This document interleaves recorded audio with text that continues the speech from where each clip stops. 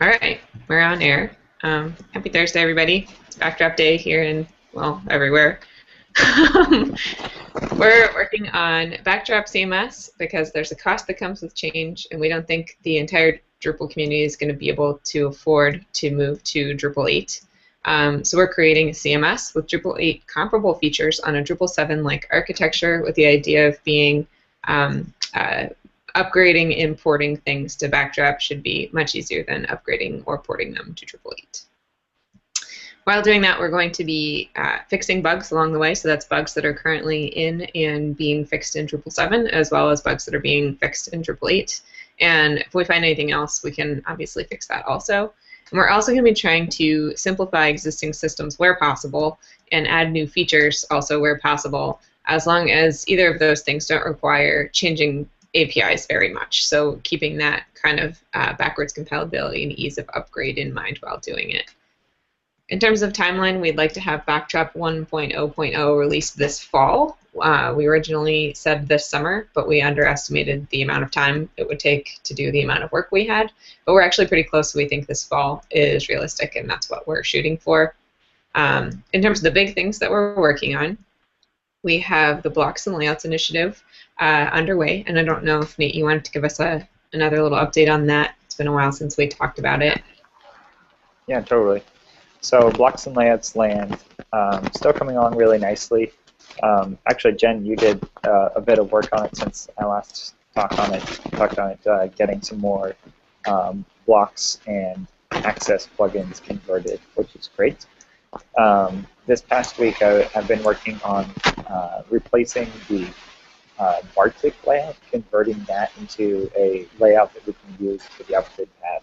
So that will make it so that if you upgrade from 777 to Backdrop 1.0, and you're using Bartik, which I'm not really sure how many people that is, but it's the only core theme we have, it will move you from using the Bartik layout to using a layout module provided layout. And I think once we get that upgrade path in place, we should make it so that any other layouts that you are doing, you're upgrading from a custom theme to Backdrop, if the theme regions and the layout regions are aligned, then the blocks will automatically be moved from your Drupal 7 regions into your Backdrop 1.0 layouts. So it's all looking really pretty good.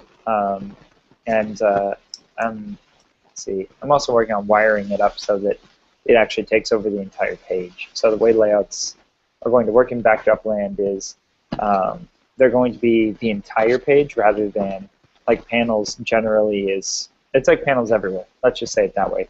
That you won't have any regions in your themes. Instead, layouts will be providing the entire page layout instead of just like the middle of the page. It'll actually be like the sidebars and footers and everything. So that's where we are. Still moving forward really nicely on that. I mean, it's probably too early to give an exact timeline, but we're looking so good in terms of like being comparable to Drupal 7 already, because Drupal 7 doesn't have contexts at all, that I feel like we can put it in as soon as we have it comprehensively replacing Drupal 7 blocks, and then worry about the additional functionality and additional blocks that layouts can deliver afterwards. So anyway, right now I'm just really driving hard towards trying to get it replacing the main layer block system, which I don't feel like we're too far away from that. You okay there, Jen? You're on mute, though. Oh, hi. Sorry. Yes. Everything's fine. Okay. So blocks and layouts coming along really great. I was just looking at my branch. I might need help figuring out how to push it back up to wherever it came from so you can work on it, the layout stuff, when we're done here. Okay. Okay. Views and core, we need some help with some of the conversions, but all of the major stuff is done, so that's good. We're moving forward on that front. Config management has been getting a lot of attention lately, which is great. We need help with some of the more complicated conversions, like fields, because if we don't have fields converted, we don't really have CMI. But I know that we've made a ton of progress on everything else. All the variables are almost all converted. We've got a whole bunch of subsystems converted. I know Nate did a complete rework of date format translation, because how it was being done in 777 was kind of ridiculous, and how it was being done in 888 was really different. And so I don't know, Nate, if you want to give us an update on that.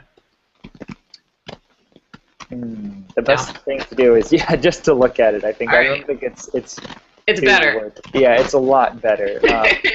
Yeah, Paul did all of the conversions from 777 to backdrop, but then after looking at it and needing to do the upgrade path, and then looking at what 888 did, really we just looked at the way date formats work and decided that it really needed to be revamped in terms of the UI, because it was so painful setting up date formats and then localizing them, that we rebuilt some of the UIs to make it easier to input the information, which also in turn made it easier to store. So it all became kind of related, and the resulting storage mechanism is a lot better than what it was before.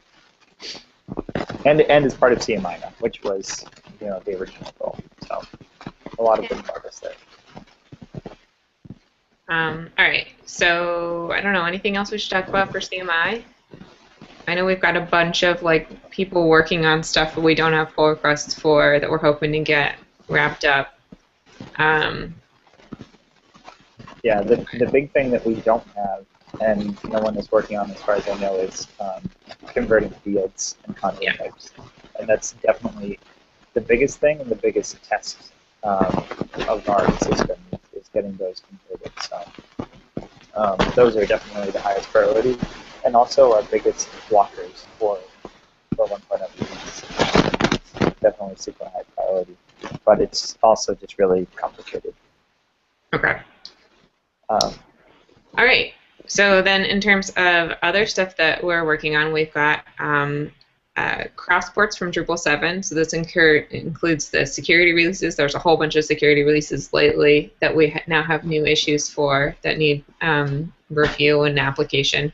And there's a whole bunch of, well, actually not that many, but other changes that went into 777 recently. We introduced a serious bug and then fixed it. So we should get those same solutions into Backdraft, hopefully, all at the same time. And then we've got some 888 backports we're working on too. A whole bunch of the HTML5 stuff is done.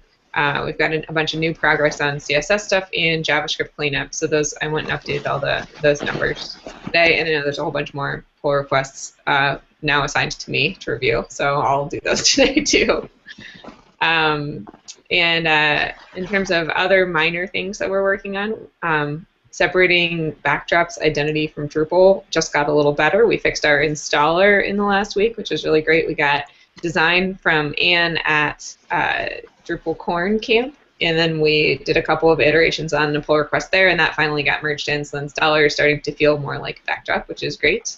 And we're working on the admin theme too. We should probably touch base again. Make sure that's still moving forward. I'll make a note to follow up on that.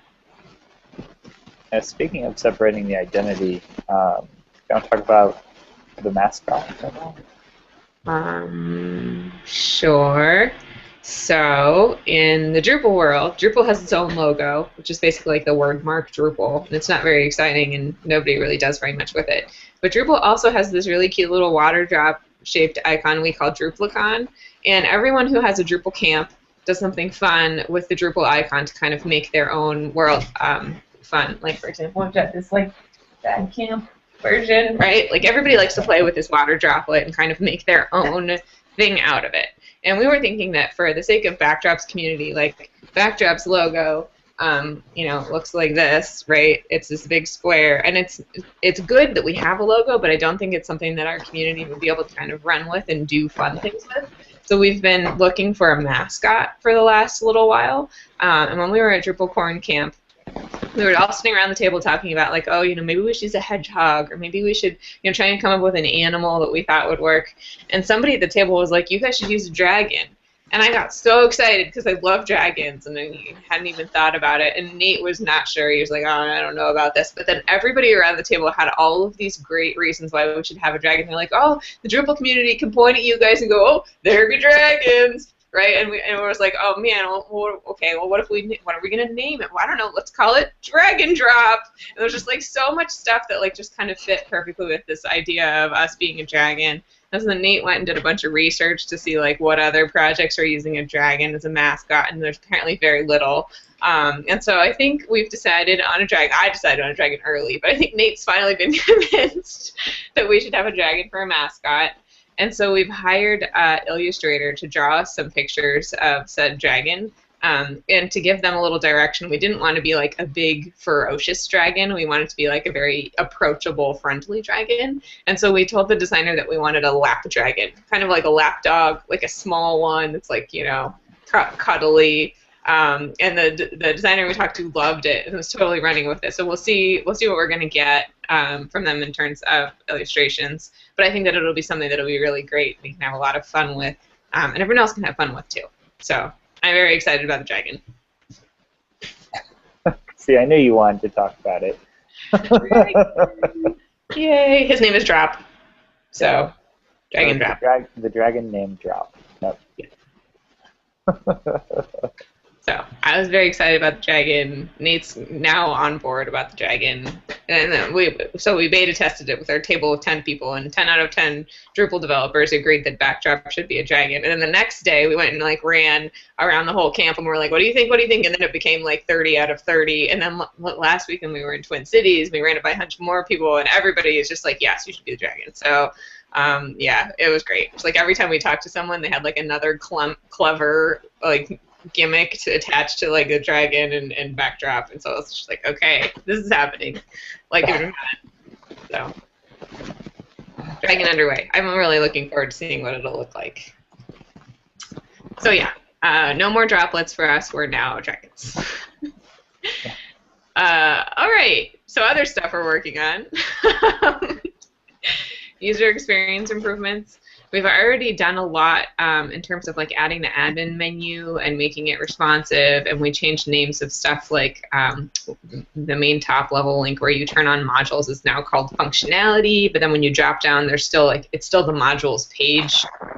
So I don't think we need to like worry about breaking any I don't know, breaking any yeah, it's not actually breaking backwards like terminology. Like it's still the modules page. It's just the modules page is under functionality, for example. Exactly.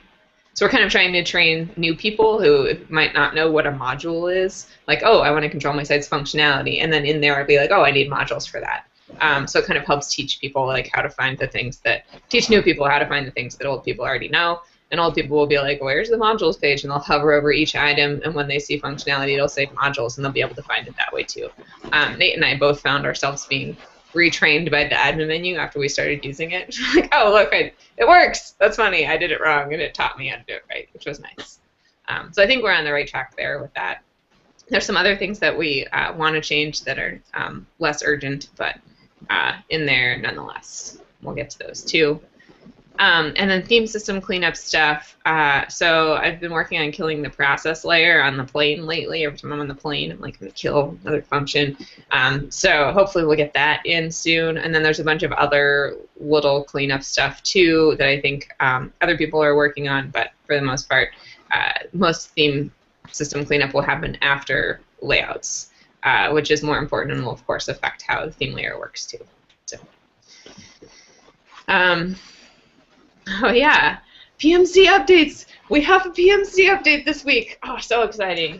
All right, so a couple of weeks ago, I opened some issues that was like, wait a minute, why do we even have, like when you're installing Backdrop, this is during the Backdrop installer, I'm like, why do we even have these options for choosing SQLite or Postgres when you're installing? And so I created an issue and was like, well, if you're trying to run a Drupal 7 site on SQLite, you're doing it wrong. So it shouldn't be in the installer anyway. Like, is there even a valid use case for this being here? And someone in the issue queue chimed in and said, oh, I do that for testing sometimes. So I was like, okay, well, that's fine. But I don't think that that's, you know, that's just doesn't qualify for 80% use cases for random developers who happen to do testing sometime. So it was a pretty easy no-brainer to remove SQLite support. But then the bigger option was Postgres support, which was also in that list. And it was like, well, Drupal says it supports Postgres, but if you try and run a Drupal site on Postgres, you find out pretty quickly that Contrib doesn't actually support Postgres. So why do we say it's supported when the people who try and run it end up having a kind of a painful and miserable experience doing so? So okay, what would it look like if we removed Postgres support? Like, 80% of our people are definitely going to be running MySQL, so that kind of fits into Backdrop's mentality of, well, we should just say we're running MySQL and that's it, and we don't have to worry about all this kind of half-supported mumbo jumbo. And so we kind of talked it through in the issue queue, and then Nate and I talked about it again, and we decided that it's kind of a really great place to say, this is what Backdrop stands for. We're only going to meet the 80% edge cases here, and let's actually prove that by making some cuts that stick to those goals. And this is something that is a perfect example of that. So we pulled out SQLite support, and we pulled out Postgres support, and then we removed a bunch of the looping and switching that happens in core to try and figure out which database engine you're running. So now MySQL is hard-coded in there, and everywhere there's a query, it just says, do this for MySQL. It doesn't say, oh, wait, if it's Postgres, do something else, or if it's SQLite, do something else. So we haven't done any benchmarks, but I would guess that might have made things a little bit more straightforward in terms of performance. It definitely is going to make things a lot more straightforward in terms of what our code is going to look like long term. Short term, it's very similar to Drupal 7, just without the switching and looping. And that's just for kind of backwards compatibility. Like if people have done anything in Contrib for 7 that needs to do the same kind of thing in Backdrop, having it work the same way, I think is going to be good. But we're paving the path to Backdrop 2, removing all of the subfolder for MySQL and all of the other stuff too. So I think that if we have time to do some extra cleanup between now and launch, there's a good reason to do that. But it works the way it is now, kind of just the way it did in 7, but with only one option. And it's a perfect example of defining exactly what our use case is here. So PHP and MySQL, that's what you're running Backdrop on, which I think is pretty exciting. So. Yay for simplifying existing systems. Yeah, it's setting the expectation. I mean, hopefully, I've been stating that one of the long-term goals is removing DPTNG, but that's not going to be in 1.0 for sure for compatibility reasons. But it does make it so that we can optimize certain things like whenever a DB merge is used, which is on every page request to update the sessions table, or to update form state table, or to update pretty much any situation where it's you need to insert, or if not insert, then update, or the other way around, update, if not update, then insert. We can update DB merge to use the MySQL specific syntax for that, which neither Postgres or SQLite support, so therefore reducing it from a select plus update, which also has race condition problems, to just being insert if not, or update if not insert statements, which only MySQL supports. So we have opportunities to do database specific enhancements now, and we can also do things like not worry about things like casting strings to lower before doing comparisons when doing selections, because MySQL is case insensitive, but Postgres is case sensitive. It's going to make it so that we can optimize situations to make it so that we can use the particular peculiarities of MySQL, whether or not they're actually faster or not. We don't need to start hobbling all of our database queries to make it compatible with other stuff. So overall, yeah, it's going to have a good performance impact on us in 1.0 just by making it so we can use MySQL specific stuff. And in 2.0, we'll see if we can actually remove dbtng to lessen the learning curve, and also to help performance through its removal. So, but that's long term. Just hoping that can happen. Okay. That's all I have to say about that. They're gone. Question mark. How about removed? Oh, I just wanted to say if we wanted to talk about it, but I do think that is important from an architectural perspective. Yeah. Okay. Sorry, I'm getting lost. So yeah, that's exciting.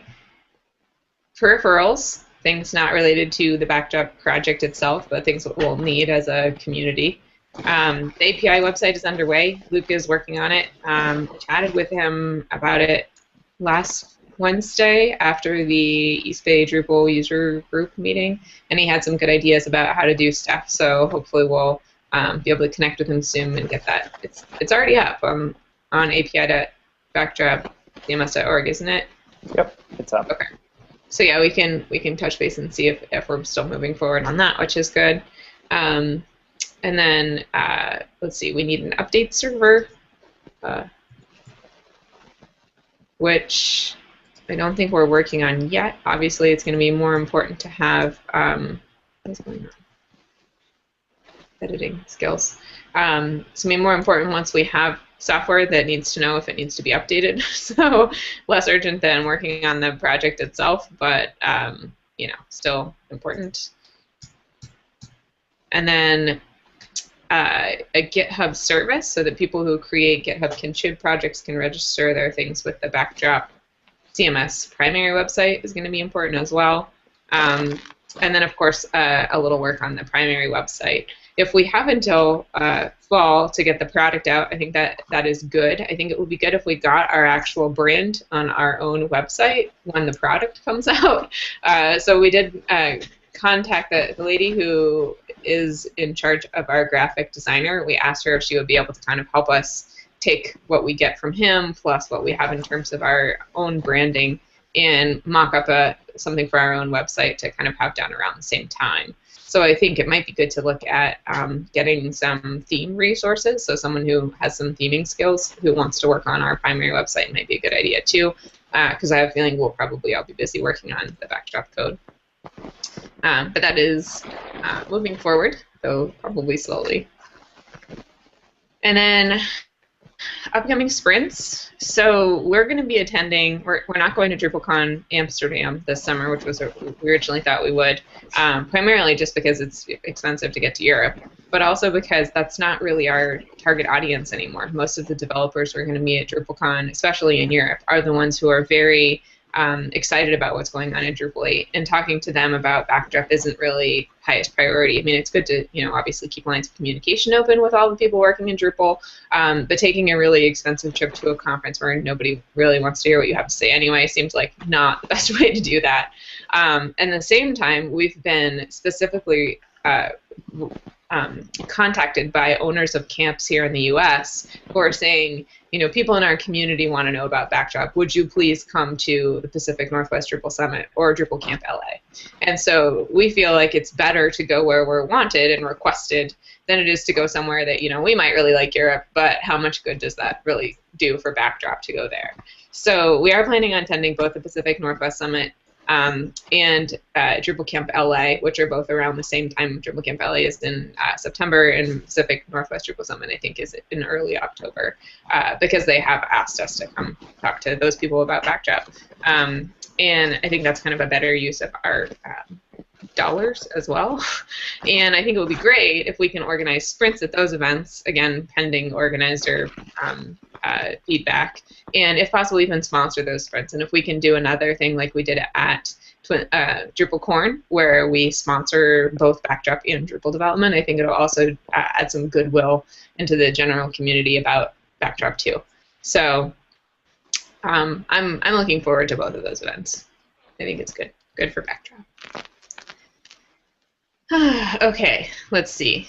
Other things going on? Not really. Okay, we should maybe open up the meeting to anyone else who has any questions or comments about Backdrop or anything we've been doing at all.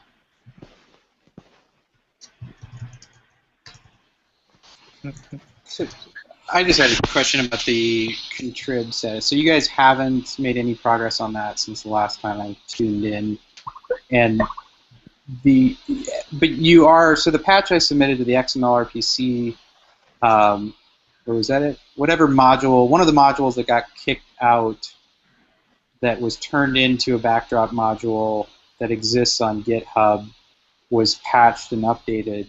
So there are modules out there that exist already that people may want to be able to put back in to get the functionality that they were hoping for. I've started the Civi CRM fork of the Drupal 7 and 8 work to get that functionality working, so that exists. So how this is actually going to work, I'm really interested to figure it out. Last week we also started whitelisting modules and themes that are hosted on GitHub, so they can be pulled into distributions now.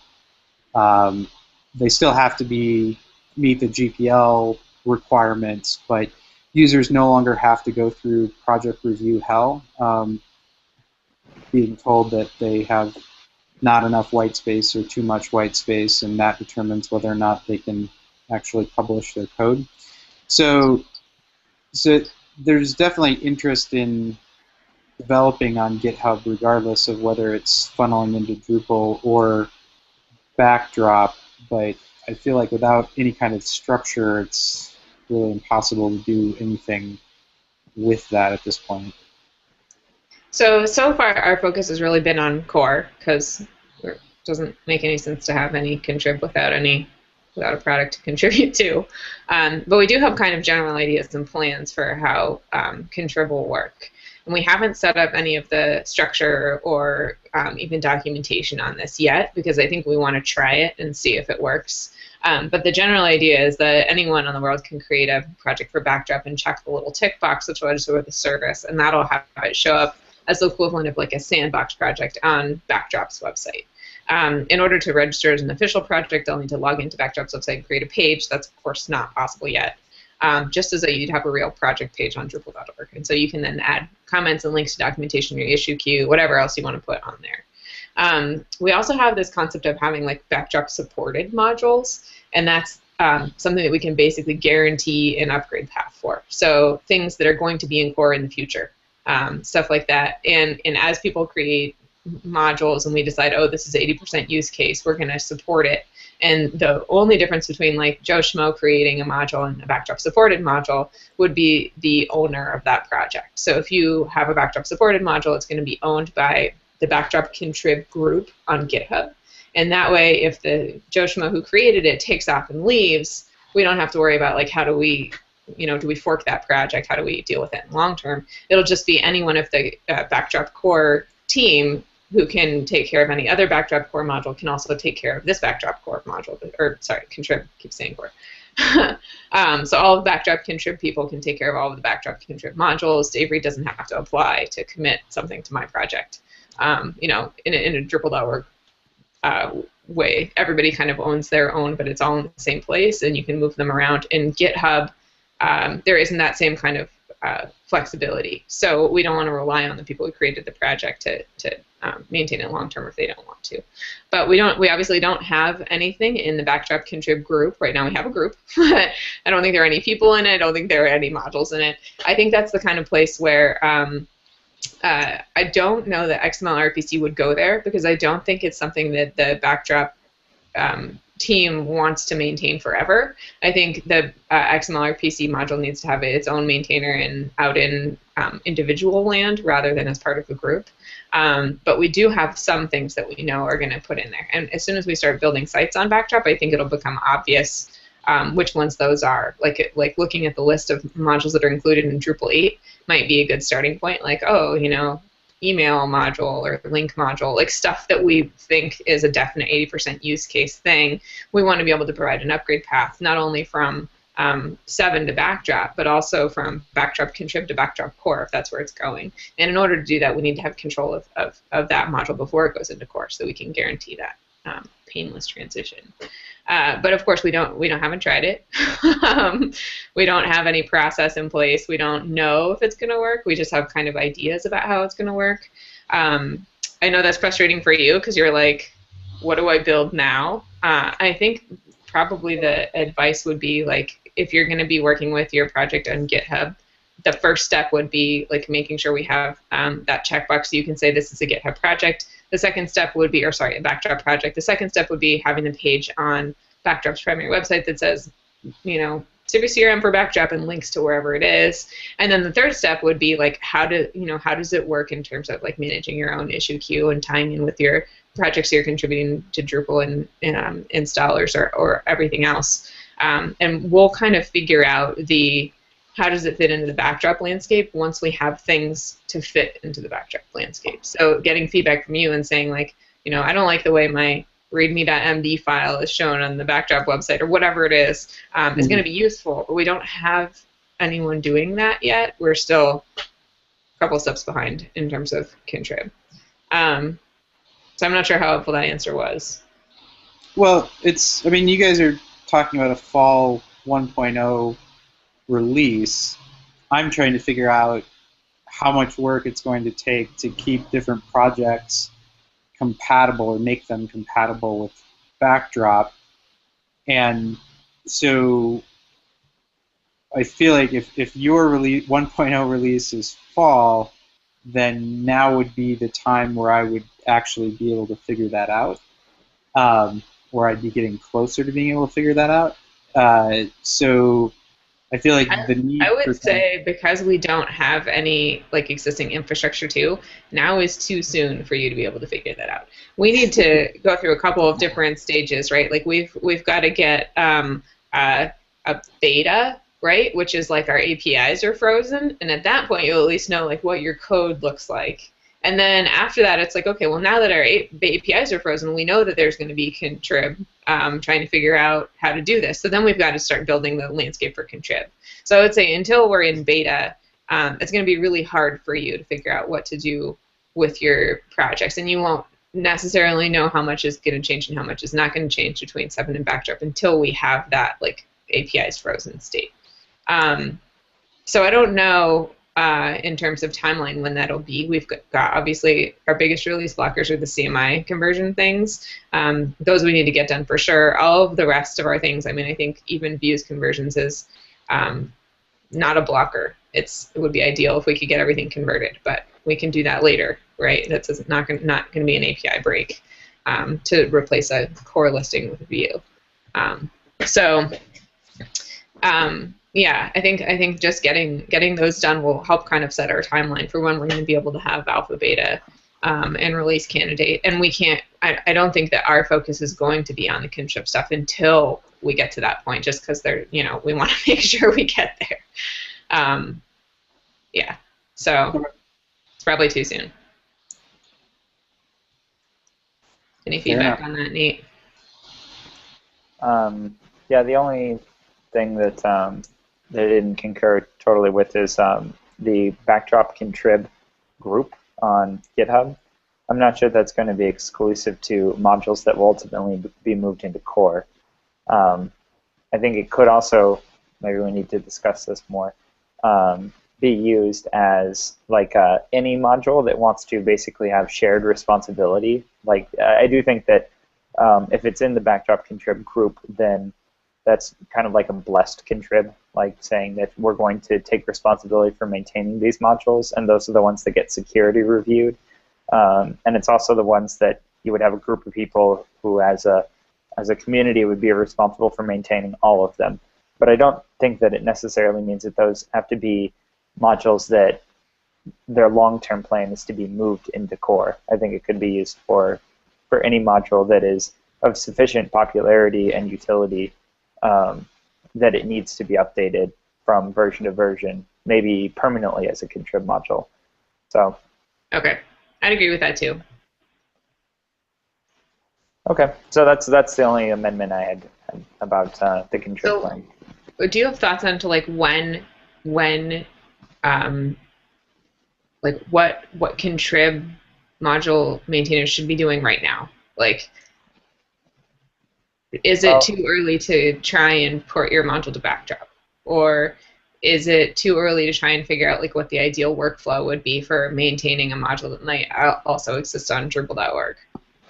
Yeah, I think maintaining a module on Drupal.org and GitHub is really one of the more difficult problems because you don't want to split your issue tracking between the two places, right? And so I think it would be totally reasonable to only manage your project in one of those two places, issue-wise, and redirect the user to the other location, and then use the other repository as a mirror. So whether GitHub is the mirror or Drupal.org is the mirror, either way. But I think the repository for all code should live in the same place, rather than having one repository for backdrop code and one for Drupal. If you're going to be maintaining both of them, for the time being, it might be easiest to maintain them within one project with multiple branches, one for backdrop, one for Drupal 7, and then manage all of the problems all in one location for the time being. So while this is still specific to distributions, the fact that you can include a makefile in a project that will allow it to build from Drupal.org, normally that's used to add additional libraries, but now you can actually add the module or theme without ever committing it beyond the inclusion in the makefile to Drupal.org. That really opens up a lot of possibilities, again, limited to mainly distributions and sites built exclusively with Drush. It gives people an out at this point of getting off of Drupal.org as the primary repo. So we've already started moving modules off of Drupal.org that are only used within distributions, but I think we're going to end up doing the same thing with CiviCRM. There is a branch, a very dated branch on Drupal.org from the work that was in GitHub, but now we're able to allow people to include that project by simply using the makefile build. But the other question I had, and I don't know, maybe there is a way to do this in GitHub, if I use a tool to move a module to Drupal or to GitHub from Drupal.org, or I've forked a project like the CiviCRM Drupal modules, I don't get the same option of associating it with the type of project that I do when I create a new project. And I don't know if I can actually fork something and then say that the fork is now associated with something other than what the original was. Have you guys experienced that yet, or? What do you mean associated with? Well, when I create a new repo on GitHub, I'm given a list of, I don't know how many hundreds of options that I'm associating that project with, picking a license, all of those options. When I fork, I don't get any of those options.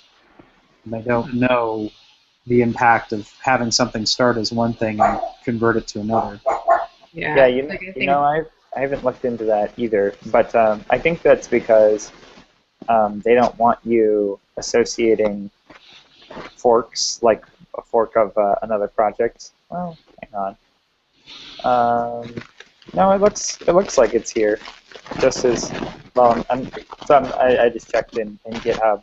You go to the settings in the right-hand side, and then you go to webhooks and services, and it looks like even forks can have services integration. Like there's the service for the jQuery plugins repository, and that's what I've been saying we're going to model our contrib around. Is you just take a GitHub repository, you go to webhooks and services, and then you say this is a backdrop module, and then that will integrate it with backdropcms.org.